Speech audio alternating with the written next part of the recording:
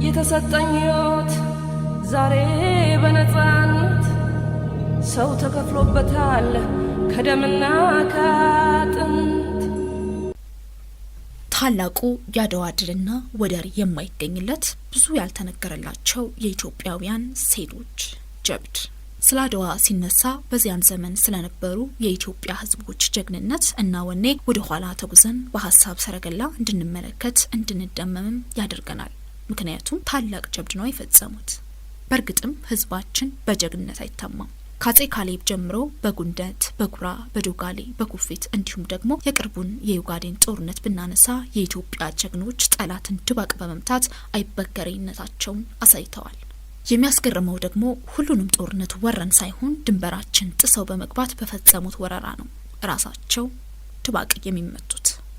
ይህ ደግሞ ኢትዮጵያ ጦር ሰባቂ አለመሆኗን ያመለክታል። ግና አድዋ ይለያል። ዛሬም ድረስ የኛ የኢትዮጵያውያን ኩራት፣ የአፍሪካውያን የነጻነት ድል ብሎም የመላው ጥቁር ሕዝቦች ኩራትና ተምሳሌት ነው።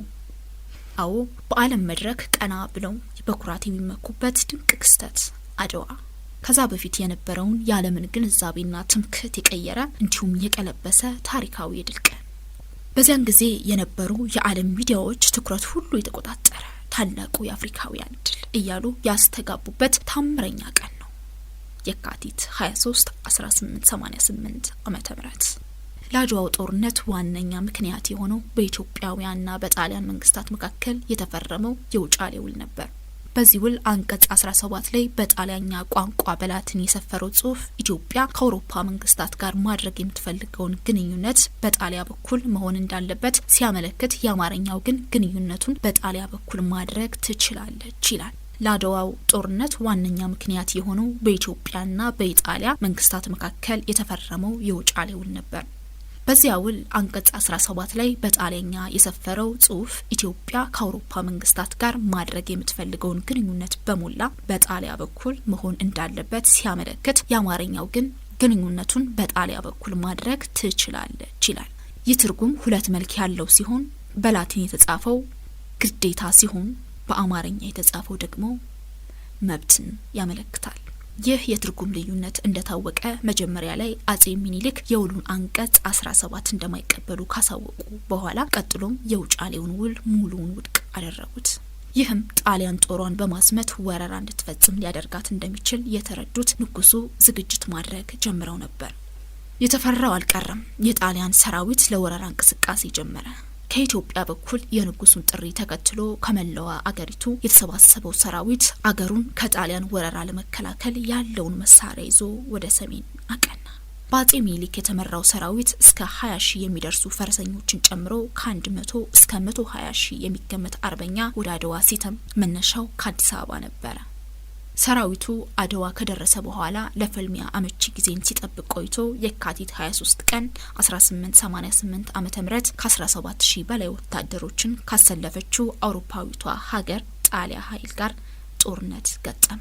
ጦርነቱ በተጀመረ በግማሽ ቀን ውስጥ የኢትዮጵያ አርበኞች በሁሉም አቅጣጫ በጣሊያን ሰራዊት ላይ በሰነዘሩት ጥቃት ከባድ ጉዳት ስላደረሱበት በአንድ ላይ ተሰልፎ ኢትዮጵያውያኑን ለመቋቋም ሳይችል ቀረ። ጦርነቱ በተጀመረ በግማሽ ቀን ውስጥ የኢትዮጵያ አርበኞች በሁሉም አቅጣጫ በጣሊያን ሰራዊት ላይ በሰነዘሩት ጥቃት ከባድ ጉዳት ስላደረሱበት በአንድ ላይ ተሰልፎ ኢትዮጵያውያኑን ለመቋቋም ሳይችል ቀረ። በሺዎች የሚቆጠሩ የጣሊያን ሰራዊት አባላት ሲገደሉ፣ ሌሎች ሺዎች ደግሞ ተማርከዋል። በዚህም መድፎችን ጨምሮ ከፍተኛ መጠን ያለው የጦር መሳሪያም ተማርኳል። በተጨማሪም የጣሊያንን ሰራዊት ከመሩት መኮንኖች መካከል ጄኔራል አልቤርቶኒ ሲማረክ፣ ዋና አዛዥ ጄኔራል ባራቴሪ ሸሽቶ አመለጠ። ስለ አድዋ ሲነሳ ለድሉ ሲባል ደማቸው የፈሰሰው አርበኞች ስማቸው ተደጋግሞ ይጠቀሳል። ግና በጦርነቱ የሴቶች ሚና ምንድን ነበር? ስለ አድዋ ሲነሳ ስማቸው ገኖ ከሚወጣው አጼ ሚኒሊክና እቴጌ ጣይቱ አለፍ ሲልም የጦር መኮንኖች ብዙ ሲባል፣ ብዙ ሲጻፍ፣ ብዙ ሲዘከር ሴቶች ለምን አልተነሱም? በእርግጥ እቴጌ ጣይቱ የመሩት ጦር ሴቶች እንደነበሩ ይነሳል። ነገር ግን ብዙ ሲነገርላቸውም ሲዘከርም አይስተዋልም። ውድ አድማጮች በዚህኛው ጥንክራችን ሴቶችና አድዋ ሴቶች በአድዋ ላይ የነበራቸው ሚና ምንድን ነበር በሚለው ላይ ቆይታ እናደርጋለን። ለዚህም ማብራሪያ ያደርጉልን ዘንድ ከሁለት አስርት ዓመታት በላይ በጋዜጠኝነት ያገለገለችው ተዋናይት አለፍ ሲል አድዋን ጨምሮ የኢትዮጵያን ባህልና ታሪክን በማስተዋወቅ የሚጠበቅባትን የዜግነት ግዴታዋን እየተወጣች የምትገኝ የእናት ፋንታውቤ ትባላለች። ወደ መሰናዷችን እናቀናለን።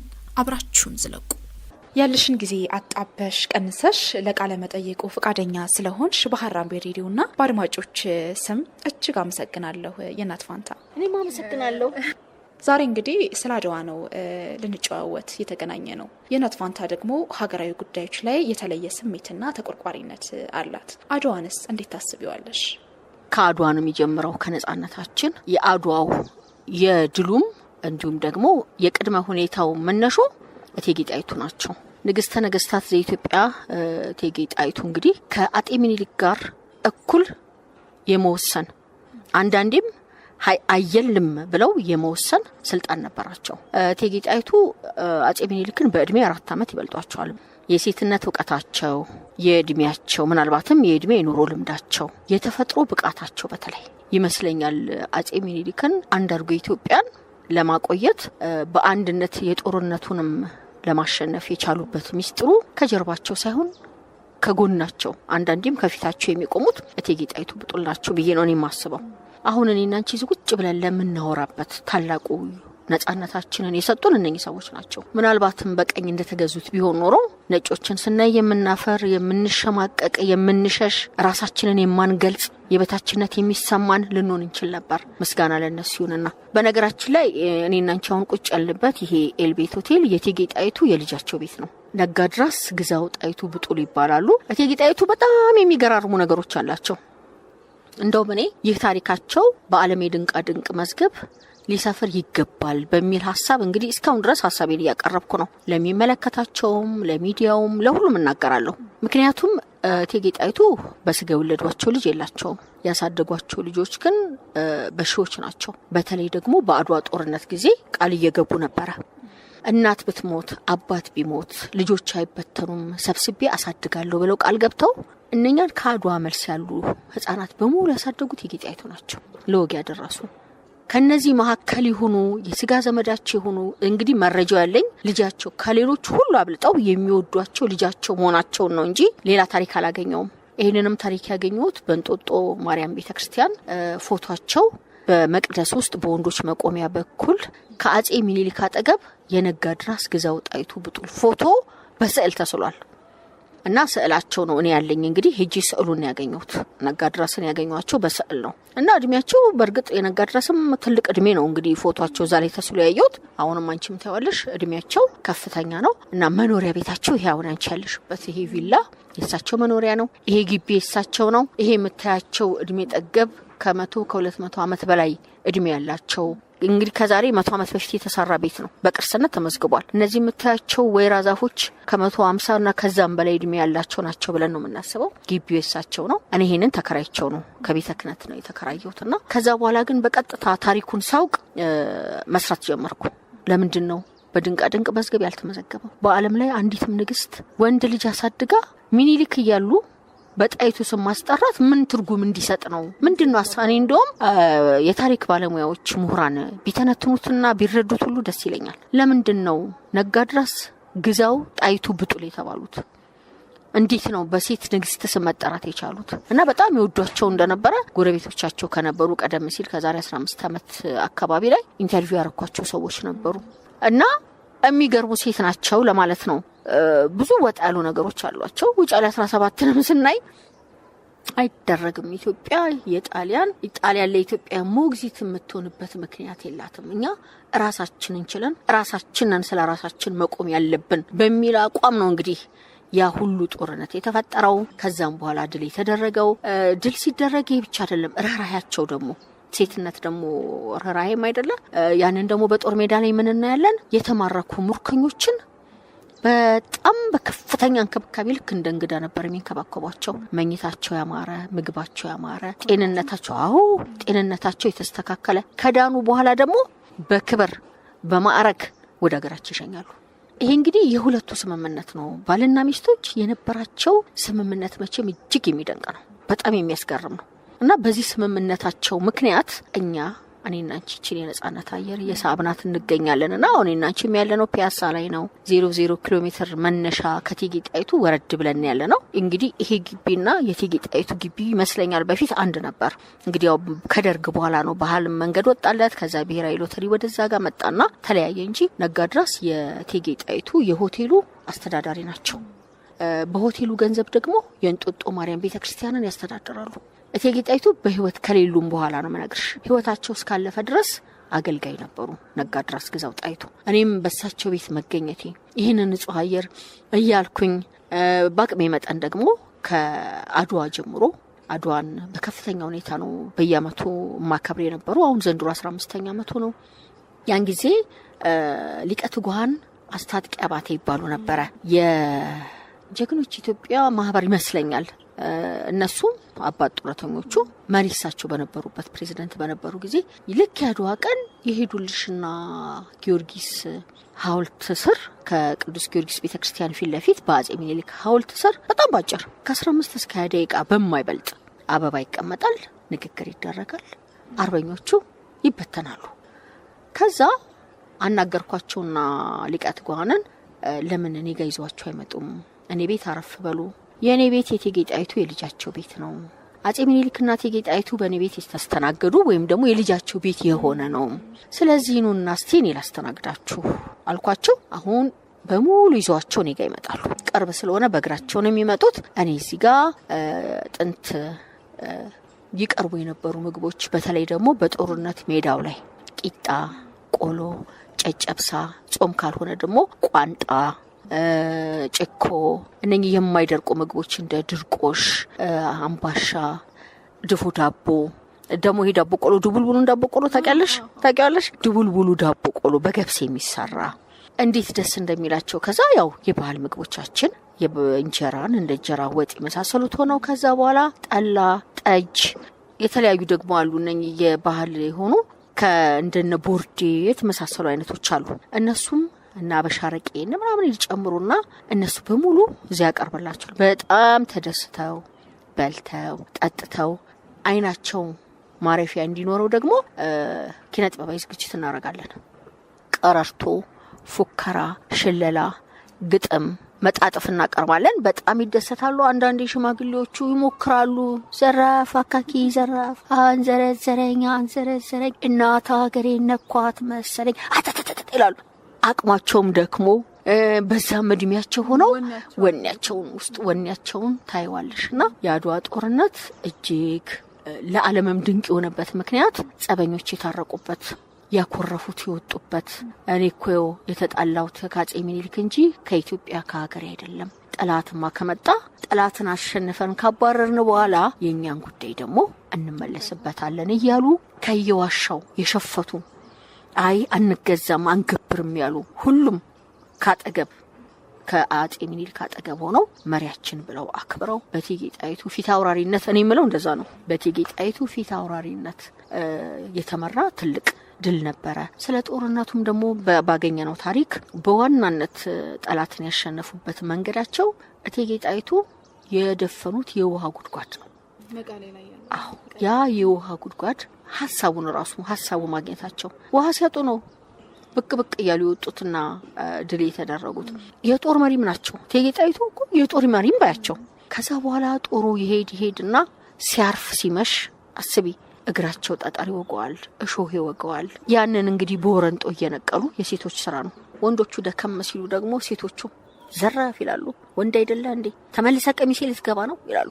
ሞራል ቀስቃሽ የና አዝማሪት ጻድቄ ታሪክ እዚህ ጋር ይጎላል። እና አዝማሪት ጻድቄ የነገስታቱ ቅርብ በመሆናቸው ከነገስታቱ ጀምረው ወኔ ይቀሰቅሳሉ።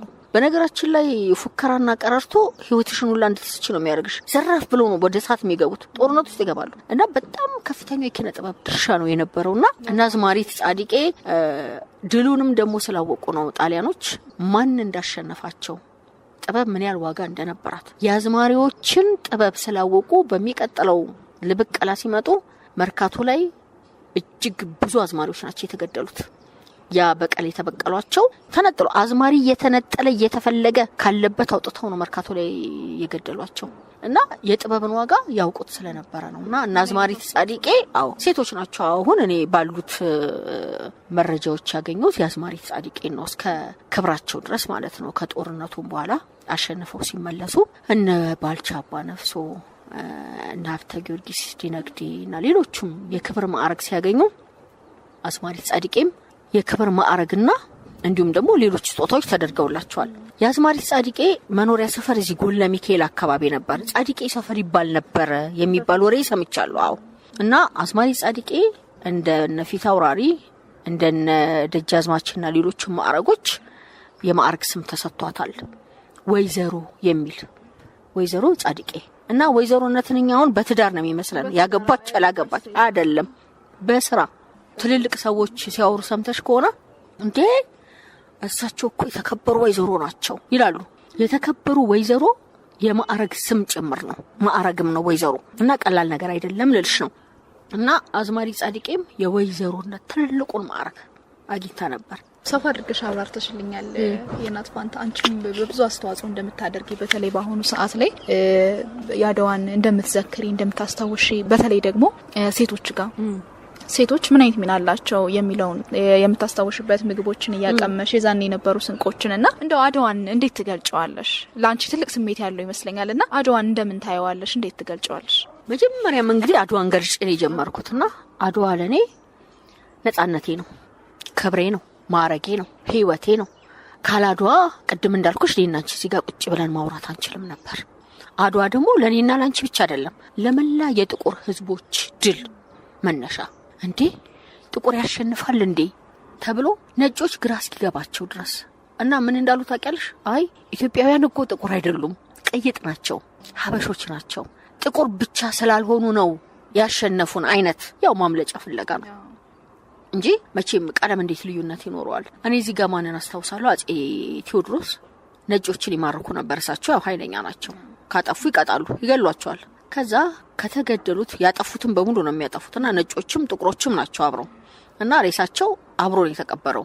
ከነጭና ከጥቁር ማለት ለይም አይደል መቃብራቸው ላይ እና እንግሊዞች መጥተው የኛ የእንግሊዞችን አስከሬን ባኮ ይስጡን አሏቸው። አረኑ ወሰዱ። ያውላችሁ መቃብራቸው ከጥቁሮቹ መሃል ለዩና ወሰዷቸው። እንዴት ነው ሊለዩት የሚችሉት? አጽሙ አንድ ስለሆነ። ኢትዮጵያውያን ብልህነት ከተፈጥሮ በጸጋ ከፈጣሪያቸው ያገኙት ነው። በትምህርት አይደለ በምን አይደለ። እስቲ እነኚህ መሪዎች አስቢያቸው እንግዲህ በምን ብለሽ ታስቢያለሽ? እኔ እዚህ ላይ የፊት አውራሪ ሀብቴ መላዎች በጣም ደስ ይሉኛል፣ ይገርሙኛልም። በተለይ አንድ ፈረንጅ አጼ ሚኒሊክን ይጠይቃቸዋል ከነጭና ከጥቁር ማን ይበልጣል ብሎ። አጼ ሚኒሊክ ነገሩን ወደ ሀብተ ጊዮርጊስ ዲነግዴ ወሰዱት ማለት ነው። መላለ ሆይ ያው መለኛ ናቸው። አራለኝ መላ ቀጠሯቸው ብሎ በቀጠሯቸው ነጭ መጣ ማለት ነው። እና ጃን ሆይ ምን ይላሉ የሚበልጠው ነጭ ወይስ ጥቁር ሲሉ ሀብቴ መላለው አሉ። እና ጋሽ ሀብቴ ልበል እንግዲህ እንደቀላል ነገር ፊት አውራሪ ሀብቴ መልስ ይሰጣሉ። ጠየቁት። እስቲ እኔ ልጠይቅህ፣ ከአይንህ ውስጥ አብልጦ የሚያይልህ ነጩ ነው ጥቁሩ ነው አሉት። ጥቁሩ ነው አለ። እንግዲህ የሚበልጠው ጥቁር ነው። ብልጫ እንደውም አይደለም መወዳደር የሚበልጠው የጥቁር ህዝብ ነው በሚል ይሄንን እንትናቸውን አስታውሳለሁ። እና የአድዋው አለመደፈረን እንግዲህ ከጥቁር ህዝቦች ሁሉ ያልተነካችው ሀገር ኢትዮጵያ ናት። በተለያየ ጊዜ እኮ ተሞክራለች። ባጼ ሚኒሊክ ብቻ አይደለም፣ በተለያየ ጊዜ በብዙ ጊዜ ተሞክራለች ኢትዮጵያና በመጨረሻ ግን አይሎ የመጣበት ጊዜ ነበርና መጀመሪያ በሰላማዊ መንገድ ሞከረ። ከዚያው ኮንታንቶሎኒ ነው እንግዲህ ኮንታንቶሎኒ በመጨረሻ ለእቴጌ ጣይቱ ጦርነት ነው ያለው። ሄደ ነው ያሉት። ሄዳ አይምሽብህ፣ እኔ ሴት ነኝ፣ ጦርነት አልወድም፣ ግን በሀገሬ ክብር ከመጣ እዚህ ምኒልክ እልፍኝ ሳይሆን የምንገናኘው እዛው በጦር ሜዳ ላይ ነው እንዳሉት ነው ያደረጉት። በጦር ሜዳ ላይ ፍልሚያውን እንግዲህ እንዳነበብነው ከሆነ 1 ሰዓት ምናምን በላይ እኮ አልፈጀም። ዋናው ጦርነት አድዋ ነውና እና አፄ ምኒልክ ለማስቀደስ ቤተክርስቲያን ቅዱስ ጊዮርጊስ ቤተክርስቲያን ነበሩ። የቅዱስ ጊዮርጊስ ቤተክርስቲያንን ይዘው ነው የሄዱት። ታቦቱን ስለት ነበራቸው። አሸንፌ ስመለስ ቤተ መቅደስን እሰራለሁ ስላሉ ነው አራዳው ጊዮርጊስ ቤተክርስቲያንን አጼ ምኒልክ ያሰሩት አብሮ ነው የተጓዘው። የድሮ ሰው ብልህ ነው። ከምናስበውም ከምንጠብቀውም ከምናልመውም በላይ ናቸው። አይምሯቸው ማመን አይደል ዋናው። በየትኛውም ሃይማኖት ይሁን በየትኛውም መስፈርት ይሁን እምነታቸውን ያዳናቸው አምነዋል። በቃ እንዴ ኢትዮጵያን እኮ ለመዋጋት ቀሳውስቱ እኮ መስቀል ይዘው ሄደዋል። ጠመንጃ አይደለም መስቀል ይዘው ነው ሄዱት። ታቦት ይዘው ነው ሄዱት። የአድዋው ጦርነት እኮ በጸሎት በእንትናቸው ምንድነው በደብዳቤያቸው አጼ ምኒልክ ምንድነው ያሉት? ጉልበት ያለ በጉልበትህ፣ ጉልበት የሌለ በጸሎትህ እምነታቸው። አለዚያ ወስለታ የቀረህ ግን ማርያምን ትጣላኛለህ፣ በዚህ አማላጅነት የለኝም ነው ያሉት። ስለዚህ የጦርነቱ ተሳታፊ እቤቱ አቅመቢሱ በጸሎት በጾም በጸሎት ያግዝ ነበረ እና ድሉ እዛ የተዋጉት ሲሄዱ እኮ መንገድ ላይ ጦርነቱ አልቋል እና እያዘኑ ነው የተመለሱት። ጦር ሜዳ ሳንደርስ ብለው ጣሊያንን ሲያስፈራው የነበረው እንግዲህ እነሱ ናቸው የሚነግሩን ታሪኩን። የጥቁር ሕዝብ ሆ ብሎ ሲመጣ ድምጹ የሚያስፈራ፣ ግርማው የሚያስፈራ፣ ከሁሉ በላይ ደግሞ ድንጋዩ እንግዲህ አስቢ፣ በድንጋይ ነው ጠላት ነው ያበረሩት። መሳሪያ የሌላቸው በድንጋይ እና ደግሞ አይሱቱማ ለምደዋል። ወንጭፍ እንደ ዳዊት ወንጭፍ አይሽ አብዛኛውን ጊዜ በእርሻ በረኝነት ስለሚያሳልፉ ከፍተኛ የሆነ ወንጭፍ የመወንጨፍ ችሎታ አላቸው። አድዋ ላይ የሴቶች ተሳትፎ ሚናስ ምንድን ነበረ? እንዴት ታስቢዋለሽ? ሴቶቹ ካልሽ ደግሞ እንግዲህ የአድዋ ላይ የሴቶቹ ሚና እጅግ ከፍተኛ ነው። በዛን ጊዜ እንደምታውቂው ወንድ አያበስልም፣ ነውርም ነው። ስለዚህ አብሳይ ሴት ናት። ከወንዶቹ ቁጥር ባልተናነሰ ወይም በበለጠ በአድዋ ጦርነት የተሳተፉት ሴቶች ናቸው። በበቅሏቸውና በአህያቸው ምጣድ ጭነው ሸክላ ሰሪዎች፣ አንጥረኞች፣ እነኚህ ስራቸው ሳይከበርላቸው የነበሩ ሰዎች፣ የእደ ጥበብ ባለሙያዎች፣ ሸማኔዎች ሳይቀሩ ጦርነቱ ምን ያህል እንደሚፈጅ ስለማይታወቅ ሸማ ሰሪዎች ሳይቀሩ ጥጣቸውን ፈተላቸውን ይዘው የሸማ እቃዎቻቸውን ጭነው ሸክላ ሰሪው ሸክላ ይሰራል፣ እደ ጥበብ የሚሰራው ሴቱ ይፈትላል፣ ወንዱ ይሸመናል። በተለይ ሴቶች እንግዲህ ምግብ ያላቸውን ነው ይዘው የሄዱት። ከዛ በኋላ በየሚደርሱበት ቦታ ደግሞ በተቻለ መጠን ያን ያህል ምግብ የነበረበት ወቅት አልነበረም። አጼ ምኒልክም ጦርነት እንዳይፈጠር ትልቅ ትዕግስት ሲያሳዩ የነበረው የረሃብ ጊዜ ስለነበረ ሰው ሊበላ ሊጠጣ የሚችልበት አቅም አልነበረውም። ያለው ባጋሰሱም በምኑም በሁሉም እኔ በተለይ ለፈረሶች በጣም ክብር አለኝ። ከሰው ባልተናነሰ ፈረሶች የውጊያው አካል ነበሩ። ቆስለዋል፣ ሞተዋል። በጣም ብዙዎች ፈረሶች በፈረስ ነበር ዋናው ነገር እና አቃም የሚጭኑት እነሱ ነበሩ። እና የሴቶቹ ሚና ምንድነው? ልክ ይሄዱና ሲያርፉ ገላጣ ሜዳ ላይ ይፈልጋሉ፣ ምጣድ ይጣዳል። እንግዲህ ዱቄቱም ምኑም ተይዞ ነው የሚሄደው። እርሻቸውን ያወጣሉ፣ ከዛ በኋላ ይበጠብጣሉ። አነባበሩም ይሁን እንጀራም ይሁን ወጣቸውን በሰታት የሚሆን ከብትም ካለ ከብት ያርዳሉ።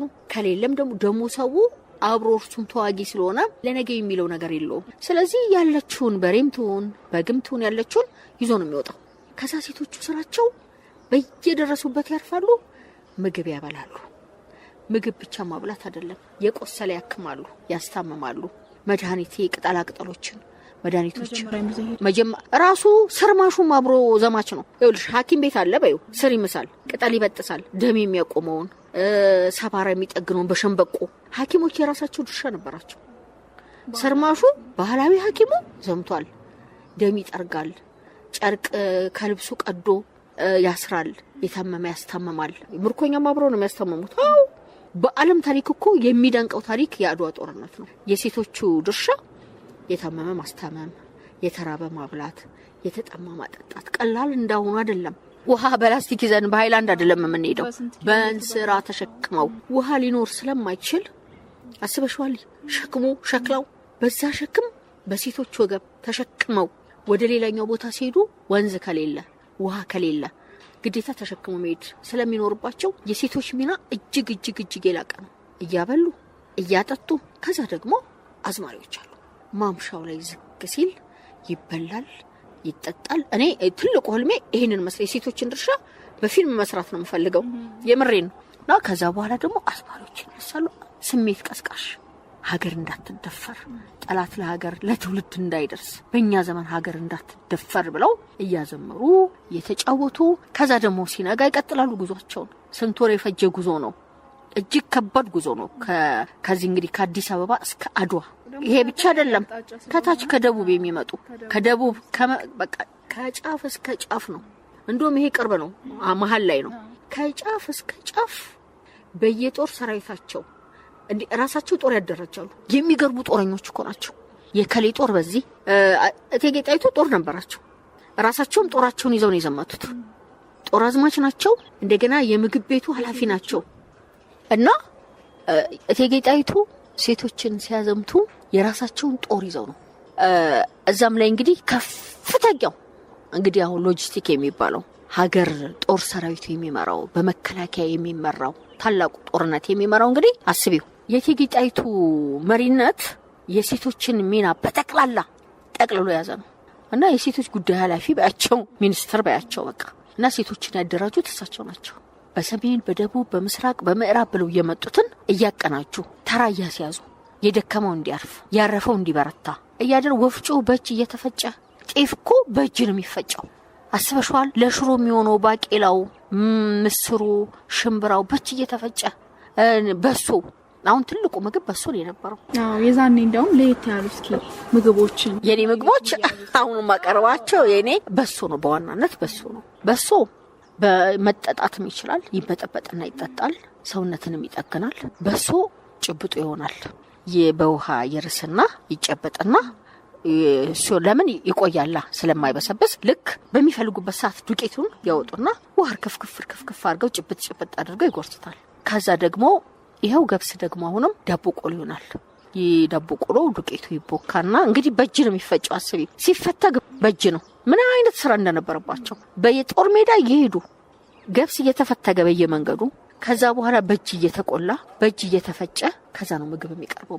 ምግብ እስኪሆን ድረስ ያለው ድካም ቀላል አይደለም ዳቦ ቆሎ ይሆናል ተድቦልቡሎ ዳቦ ቆሎ ይቆላል ከዛ ይቀጥልና ደግሞ ጭኮ ያው ከቅቤና ከገብስ ነው የሚሰራው እንደገና ጭኮ አለ አሁን ደግሞ ያው በየመንገዱ ያው ፍሪጅ ስለሌለ አብዛኛው ከብት ነው ከብቱ ይታረድና ከዛ በኋላ ቋንጣ ይደረጋል ያንን ቋንጣ ደግሞ እንደገና ይዞና እንግዲህ አስቢ ይሄ በቀለም መልክ የሚሰጣቸው ይመስለኛል እኔ ማስበው ነው ከየቤታቸው ግን ይዘው ሄደዋል የመጀመሪያው ዘመቻ ላይ በትልቅ አገልግል መጀመሪያ የሚጫኑት በሶ ቋንጣ ጭኮ እነኚህም ዳቦ ቆሎ እነዚህ ነገሮች ቶሎ የማይበላሹ ይያዛሉ ከዛ በየመንገዱ በጣም ረሃብ ሲሰማቸው እንግዲህ አስቢ ነፍስን ለማዳን ነው የሚቀምሷቸው ስንቅ እንዳያልቅ ስንቅ ካለቀባቸው ደግሞ ያገሬ ሰው ደግ ነው ጎራ ብሎ ቤት ያፈራውን በልቶ እግሩን ታጥቦ ሴቶች ናቸው እንግዲህ አስቢ ውሃ ሙቀው እግር አጥበው አስተኝተው ምግብ አብልተው አስተኝተው ወደ ቀጣይ ጉዞ ደግሞ ይሸኛሉ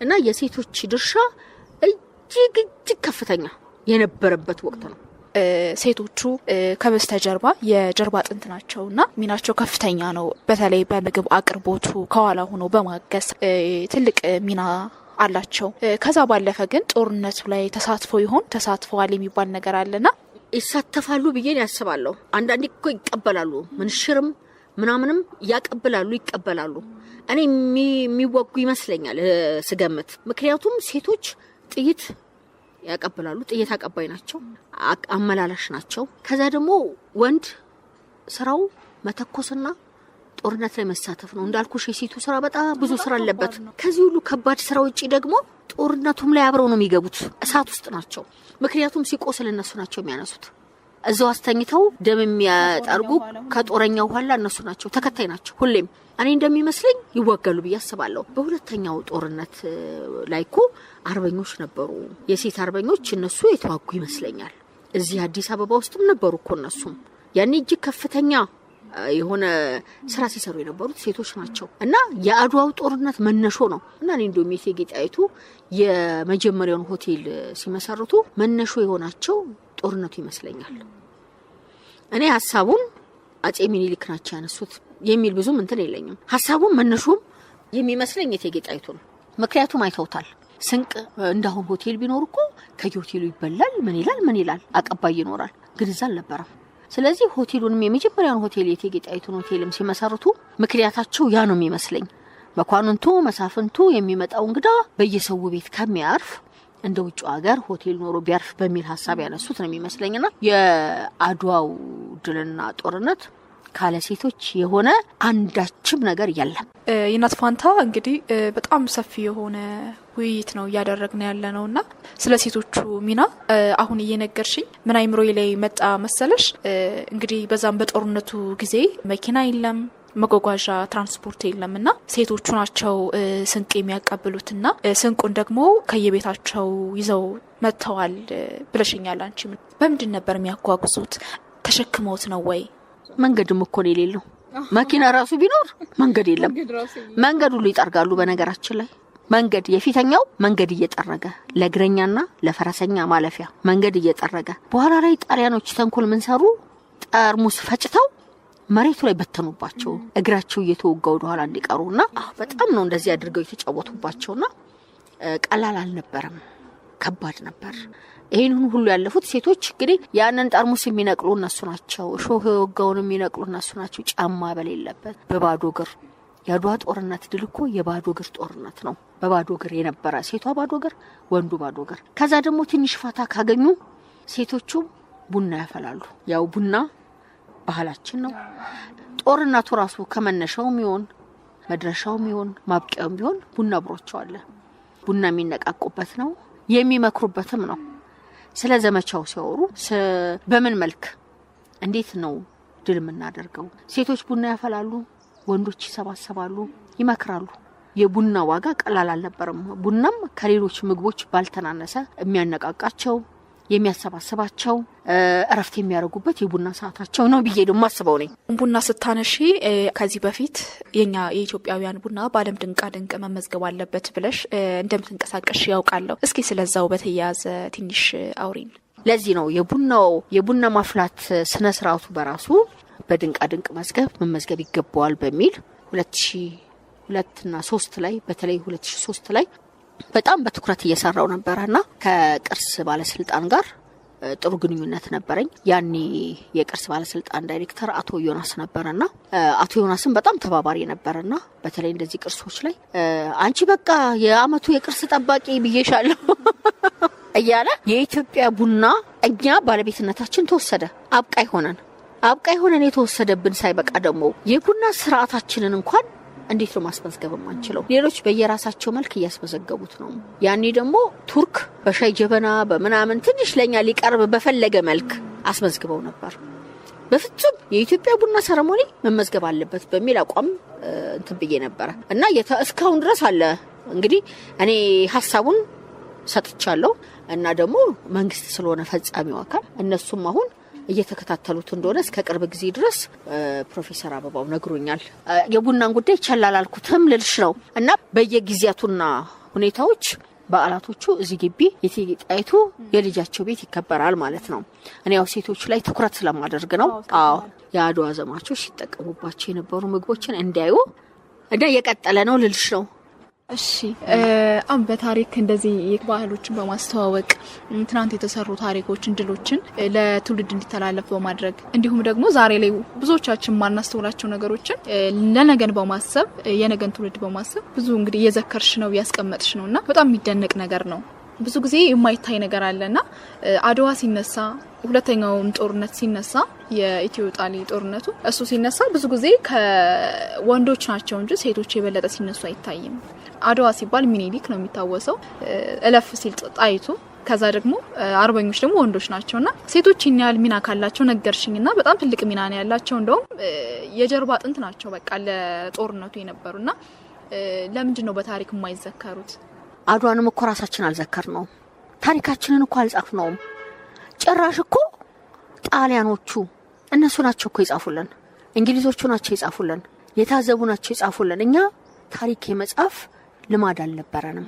ምናልባትም እንግዲህ ድሮ ሰው እንዴት ስለራሱ ያወራል የሚል አባባል ነበር። ያ አድጎብን ይሆናል። ያ ታሪክ ግን አሁን አብቅቷል። ዛሬ ስለራሳችን የምናወራበት ነው፣ ስለራሳችን የምንናገርበት ነው። አሁን እኮ ነው ታላላቅ ሰዎች ራሱ የህይወት ታሪካቸውን ራሳቸው መጻፍ የጀመሩት። ድሮ እንደነውር ነበር የሚቆጠረው። እንዴት ስለራስ ይወራል ሰው ያወራለት እንጂ። እና ያልተዘከረላቸው፣ ያልተዘመረላቸው፣ ያልተነገረላቸው በራሳችን የመጻፍ የታሪክ አካሄድ አለመኖር ወይም እኛ እንደ ጨዋነት ነው የምናስበው። ግን ዞሮ ታሪካችን ተጽፏል። አሁን ለምሳሌ እናንሳ የማራቶኑ ታላቁ አበበ ቢቂላ በባዶ እግሩ ጣሊያን ሮም ላይ ሲያሸንፍ ኮሜንታተሩ ምን ነበር የሚለው? ጣሊያን ኢትዮጵያን ለማሸነፍ ይሄን ያህል ወታደር፣ ይሄን ያህል ጀነራል፣ ይሄን ያህል የጦር መሳሪያ፣ ይሄን ያህል ሎጂስቲክ፣ ይሄን ያህል ፈጅቶባታል።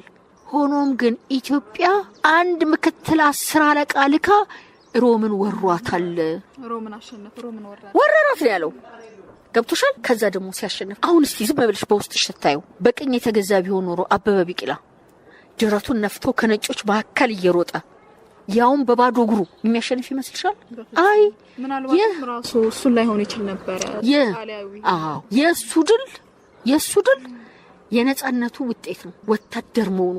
እኔ እንደው ምን አለበት ኖሮ በርግጥ እኔ ከቤተሰቦቹ ጋር የቅርብ ቤተሰብ ነኝ፣ ግን በህይወት አግኝቼው ቢሆን ኖሮና ኢንተርቪው ባረገው የምመኘው ምን እየተሰማ ነበር ጣሊያንን ስታሸንፍ ብዬ ብጠይቀው በወቅቱ ራሱ እንግዲህ ትልቁ ጋዜጠኛ ሰለሞን ተሰማ ነበርና እንዴት ይህን ጥያቄ እንዳልጠየቀው ይገርመኛል።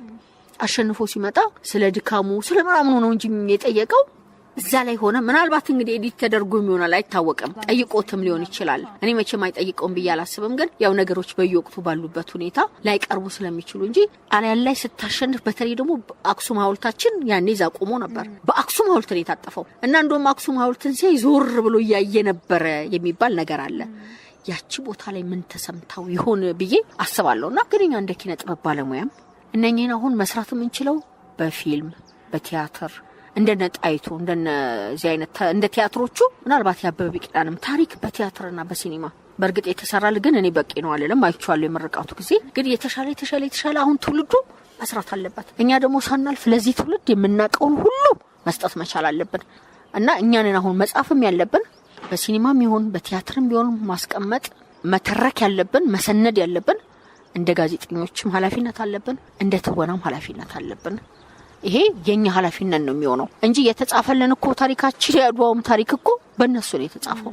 እንዴት እንደ እያንዳንዱ ታሪክ ላይ ጻፉት። እንዴት ነው እንደዚህ ያለ በጥቁር እየተሸነፈ የራሱ ታሪክ ተሸንፎ የሀገሩ ህዝብ እኮ ብሎ እኮ ሞሶሎኒን እኮ እንደዛ አድርጎ አዋርዶ የጣለው አሸናነፋቸው ከብቃት በላይ ስለነበረ ነው። ምንም የሌለው በድንጋይ በጦር ምን አለው ቆመ ጠብቀኝ እኮ ነው የጠመንጆ የሚባለው ስሙ ገና አንድ ተኩሶ እስከሚቀጥል ጊዜ የሚፈጅበት እና እንደነዚህ አይነቶች ስለነበሩ ታሪካችንን እንግዲህ ከዚህ በኋላ ነው ለትውልድ የምናቆየው። ያልተጻፉበት ሴቶች ያልተዘከረላቸው ለዛ ነው የሚመስለኝ። ስለዚህ ከኔ ይጀምራል ይሄን ታሪክ የማቆየት ጉዳይ፣ ሌሎችም እንደሚከተሉት ምንም ጥርጥር የለኝም። የእናት ፋንታ እንግዲህ ከቦብ ማርሌ ጋርም በተያያዘ ስምሽ ሲነሳ ይሰማልና ከዚህ ቀደም ኢትዮጵያ መጥቶ ክርስትና እንደተነሳ ቀጥሎ ደግሞ የእርሱም ወንድ ልጅ በቅርቡ በኢትዮጵያ መጥቶ አብራችሁ እንዳሳለፋችሁ እናውቃለንና ስለርሱ እስኪ ለአድማጮቻችንም ለኛም ብታጫውችን በጣም ደስ ይለናል። እንግዲህ ያው በአለማችን ከሚታወቁት ከጥቁሮች አንዱ ስለ ነጻነት በተለይም ኢትዮጵያን የሚወድ ቦብ ማርሌ ነው። ኢትዮጵያ መጥቶ ነበር የተባረከች ምድር ብሎ ኢትዮጵያ መጥቶ ጊዮን ሆቴል አንድ ሙዚቃ ተጫውቶ ነው የሄደው ቦብ ማርሌ እና አድዋን ነው እንግዲህ እሱ የሚዘክረው አድዋን ነው። ያው የሁሉም ስለሆነ የጥቁር ህዝቦች ድል ስለሆነ ኢትዮጵያን ምን ብሎ ነበር? ክርስትና ተነስቷል። በክርስትና ስሙ ኢትዮጵያ መጥቶ እንዲቀበር ተናዟል። ሆኖም ግን ሀገሩ ይሄንን አልፈቀደችም። ለምን? እጅግ ከፍተኛ የሆነ ቱሪስቶች እሱን ለማየት ስለሚሄዱ።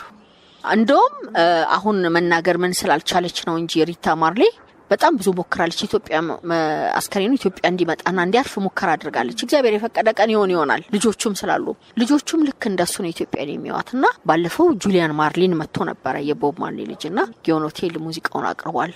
ለመጀመሪያ ጊዜ እዚህ አንቺ የተቀመጥሽበት ቦታ ላይ ተገኝቷል ጁሊያን ማርሊን እና በጣም ደስተኛ ነበረ። ያው ምግቦቹን ያው እሱ ቬጂቴሪያን ስለሆነ የአትክልት ምግቦችን ከዛ ደግሞ ያልኩሽን የኢትዮጵያ ምግቦችን አሳየውት። ቡና ከዚሁ ያየ ቡናው ተፈልቶ ተፈልፍሎ ተቆልቶ ተወቅጦ ጠጥቶ ሲኒ አንበሳ ያለበት አረንጓዴ ቢጫ ቀይ ያስተሰራ ያለ ጃ ያለበት እንዴት እንደተንሰፈሰፈ በአለም ላይ አልማዝ እንቆ ቢሰጣው ያን ያህል የሚደሰት አይመስለኝም። እንዴት እንደሆነ አልኩሽ። ከእጁ ላይ ፌስታሉ ሲሆን ብር ብሎ ብድግ ከመሬት ከደስታው የተነሳ እና እዚህች ጋር ጁሊያን ማርሊንን ቡና ጋብዤው የሀገሬን ታሪክ በአድዋ ላይ የነበረውን ፉከራ ቀረርቶ ከዛ ደግሞ ሳክስፎን እንደገና ደግሞ ክራር እንዲጫወቱለት አድርጌያለሁ። እሱም ከሄደ በኋላ ትልቅ ሽፋን ነበር የሰጠው በራሱ ማህበራዊ ድረገጽ ላይ ኢትዮጵያ የቡና ሰረሞኒው እንዴት እንደነበር ምናምን ይሄ ማለት ታዲያ ሀገርን ማስተዋወቅ ማለት ነው። አዎ እና በጣም ደስ የሚል ጊዜ እሱ መራሱ አሳልፎ ሄዷል። በመጨረሻ ግን ማስተላለፍ የምትፈልጊው መልእክት ካለ እድሉ ልስጥሽ። እንግዲህ ያው ዞሮ አሁን እኔ እንደውም በጣም እድለኛ ትውልድ ነን እላለሁ። እኛ ከአድዋው ቀጥሎ እኛ ነን የተባረክን የሚመስለኝ። ለምን አድዋ ነጻነትን ሰጡን። እኛ የአድዋውን ትርክትና ታሪክ እውነታውን ይዘን በእኛ ዘመን የአድዋ መታሰቢያ እዚቹ ፒያሳ አደባባያችን ላይ ታሪኩን ጠቅልሎ የያዘ ታሪካችን ይሄው መታሰቢያው ተሰርቷል። እድለኞች ነን እላለሁ። ሌላው እድላችን ደግሞ ከአድዋው ታሪካችን ሌላ የህዳሴው ግድብ ንጋት አጠናቀን መጨረሳችን የኛ ትውልድ መባረክ ነው ብዬ ነው ማስበው። በቃ ታሪካችን አሁን እየወጣ ኢትዮጵያውን ታላቅነቷ እየነገሰ ታሪኳ እውነታው የረሃብ ዘመን የሚሉት የጦርነት ታሪክ ያለፈ ዘመን የሚባለው ታሪክ አልፎ እውነተኛዋ ኢትዮጵያ ልክ እንደ እንቡጥ አበባ ይሄ መብራቶቹን አይተሻቸዋል። እኔ እንቡጥ አበቦች ነው የሚመስልኝ። ኢትዮጵያ እንደ እንቡጥ አበባ ፍልቅቅ እያለች እየታየች ያለበት ዘመን ነው የሚመስለኝና እኔም ማስተላልፈው መልእክት ምንድነው? ይሄንን እንቀጥል። ለትውልድ ነው አይደል የዘመን እየሰራን ያለ ነው። ለቀጣዩ ትውልድ እንድናስረክብ እኛን መርሳት አለብን። ያድዋው ሞተውልን በደንብ አጥንታቸው እኛ እንደቆም ነው። እኛ ደግሞ ለሚቀጥለው ትውልድ እየሰራን ስለሆነ አንድ ሆነን ህብረት ፈጥረን ለጋራ ኢትዮጵያችን ለሀገራችን ለምንወዳት ከቃል በላይ እንስራላት ነው የምለው። ሰፊ የሆነ ብዙ ታሪኮችን ነው የነገርሽኝና በጣም አመሰግናለሁ። ክብር ይስጥልኝ። አመሰግናለሁ በጣም። በሌላ ጊዜ ደግሞ እንደምንገናኝ ጥርጥር የለውም እንገናኛለን። እኛም እንዳለፉ ጀግኖቻችን በደማቸው ሀገርን ላቆሙ ሉዓላዊነቷን ሳያስደፍሩ ላቆዩልን ክብር ለአያቶቻችን በአድዋ ጊዜና ዘመን ሁሉ ለነበሩ ኢትዮጵያውያን እጅ እየነሳን እኛም እንደ አባቶቻችን ሁሉ ሀገራችን በመውደድና የተረከብነውን አደራ በመጠበቅ መልካሟን ኢትዮጵያ ለመጪው ትውልድ እናስተላልፍ መልእክታችን ነው። መልካም የድል ቀን። በዚህ አበቃን። ሰላማችሁ ይብዛ። የተሰጠኝ ሕይወት ዛሬ በነጻነት ሰው ተከፍሎበታል ከደምና ከአጥንት